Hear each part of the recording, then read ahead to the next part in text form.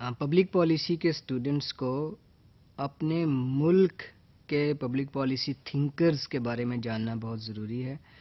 Pakistan has also produced wonderful thinkers who have influenced society in many ways. Not only the society, but their ideas have immense relevance and usefulness for the reform of the state and for the reform of the public policy.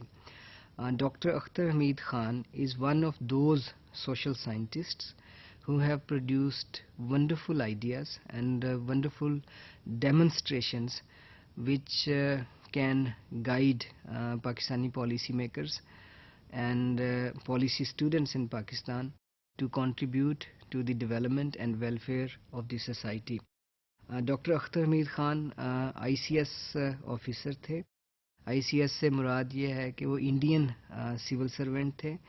He was selected as I C S before the partition of India and Pakistan. لیکن کچھ عرصہ job کرنے کے بعد انہوں نے وہ نوکری چھوڑ دی. آئی سی ایس اس زمانے میں بہت ہی پاورفل جاب تھی، لیکن ان کا یہ خیال تھا کہ آئی سی ایس میں رہتے ہوئے وہ لوگوں کے حالات کو نہیں سمجھ سکتے اور ان کے مسائل حل کرنے میں زیادہ افیکٹو رول نہیں پلے کر سکتے. تو انہوں نے اپنی سوچنا شروع کیا لوگوں کے مسائل حل کرنے کے لیے. تو عام آدمی یا غریب لوگوں کے مسائل سمجھنے کے لیے انہوں نے تالے بنانے کا کام سیکھنا شروع کیا. اس دوران وہ بہت سارے لوگوں سے ملے اور انہوں نے غریب لوگوں کی زندگیوں کے بارے میں جاننا شروع کیا اور ان کو سمجھنا شروع کیا. تو اس سے ان کے اس کیریئر کا آغاز ہوتا ہے جس نے بعد میں جا کر پاکستان کی سوشل ڈیولپمنٹ میں بہت ہی بڑا رول پرفارم کیا.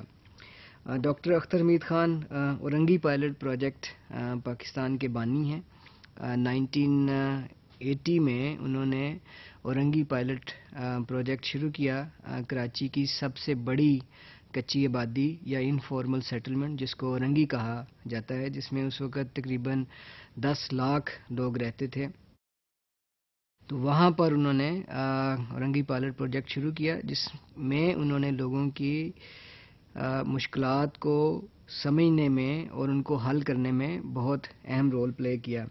تو اگر آپ ان کی زندگی کو سمجھ لیں پالیسی اسٹوڈنٹس کے طور پر، اور ان کی یہ کتاب Orangi pilot project reminiscences and reflections, اس کو آپ پڑھ لیں تو اس میں ان کی زندگی کے تجربات کا اور ان کی علمی گروتھ کا بہت ہی خوبصورت انداز میں تبصرہ موجود ہے اور تذکرہ بھی موجود ہے. یہ پبلک پالیسی کے اسٹوڈنٹس کے لیے بہت ہی اہم کتاب ہے جس میں انہوں نے اپنے تجربات بیان کرنے کے ساتھ ساتھ پاکستان میں پالیسی میکنگ کے مسائل اور پالیسیز کی ناکامیوں کے اسباب پر بھی گفتگو کی ہے، اور اس سے آپ کو کافی ہیلپ ملے گی پاکستان کے پالیسی کے مسائل کو سمجھنے کے لیے. جو پہلا کام ڈاکٹر صاحب نے کیا سوشل ویلفیئر کا یا سوشل ڈیولپمنٹ کا اپنی زندگی میں، وہ کومیلا میں کیا. کومیلا ایک ڈسٹرکٹ ہے، اب بنگلہ دیش میں ہے، اس وقت ایسٹ پاکستان میں تھا. تو اس میں انہوں نے کسانوں کے مسائل کو سمجھنے کا کام شروع کیا کومیلا رورل ڈیولپمنٹ اکیڈمی میں. تو انہوں نے یہ دیکھا کہ جو عام کسان تھے وہ بہت ہی زیادہ مقروض تھے، اور مقروض ہونے کی وجہ سے وہ اپنے مسائل حل نہیں کر سکتے تھے. بیج نہیں خرید سکتے تھے اور فصل اچھی تیار نہیں کر سکتے تھے اور اس کو بیچ نہیں سکتے تھے، جس کی وجہ سے وہ مسلسل قرض کا شکار رہتے تھے. تو انہوں نے کسانوں کو آرگنائز کرنا شروع کیا، کسانوں کی کمیٹیاں بنائیں اور ان کو سیونگز کرنے پر ان کی حوصلہ افزائی کی، جس میں کسان مل کر بہت چھوٹی چھوٹی سیونگز کرتے تھے، 1 ٹکا 2 ٹکا، چند ٹکے، چند روپے. تو ان سیونگز کو ایک جگہ جمع کیا جاتا تھا، وہ کسان خود ہی جمع کرتے تھے اور ان سیونگز کو وہ یوز کرتے تھے کلیکٹیو بارگیننگ کے لیے، کلیکٹیو پرچیزز کے لیے. تو بیج خریدنے کے لیے اور ایک دوسرے کو کریڈٹ دینے کے لیے. تو یہ بہت ہی کامیاب رہا.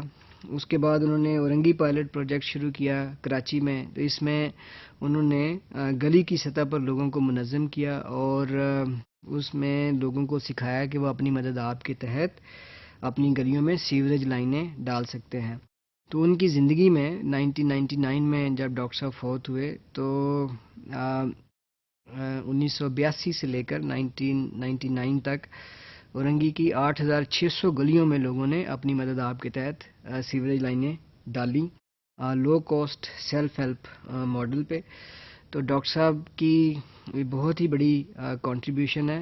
ان کا یہ خیال تھا کہ لوگ اپنی مدد آپ کے تحت اپنے مسائل حل کر سکتے ہیں. ان کو زیادہ اچھی ٹیکنیکل سکلز کی سپورٹ فراہم کرنے کی ضرورت ہے.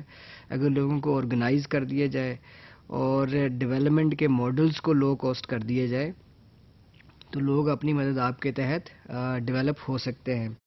اور ان کا جو بنیادی خیال جو پالیسی اسٹڈیز کے اسٹوڈنٹس کے لیے بہت ہی اہم ہے، ان کا یہ خیال تھا کہ پاکستان کا مسئلہ فائنینشیل نہیں ہے بلکہ مورل ہے. اس سے مراد وہ یہ لیتے تھے کہ ہم ذمہ دار شہری کے طور پر اپنی زندگیاں بسر نہیں کرتے، جس کی وجہ سے ہم ڈیولپمنٹ کے مسائل کا شکار ہیں. ایک مثال انہوں نے دی اپنے مورل تھیوری کو سپورٹ کرنے کے لیے. انہوں نے یہ کہا کہ جاپان نے ورلڈ بینک سے قرضے لیے 1964 میں اور انہوں نے کچھ ہی سالوں بعد وہ قرضے واپس کر دیے. وہ قرضے انہوں نے نہایت ذمہ داری سے استعمال کیے اور اس کی مدد سے ملک کو ڈیولپ کیا.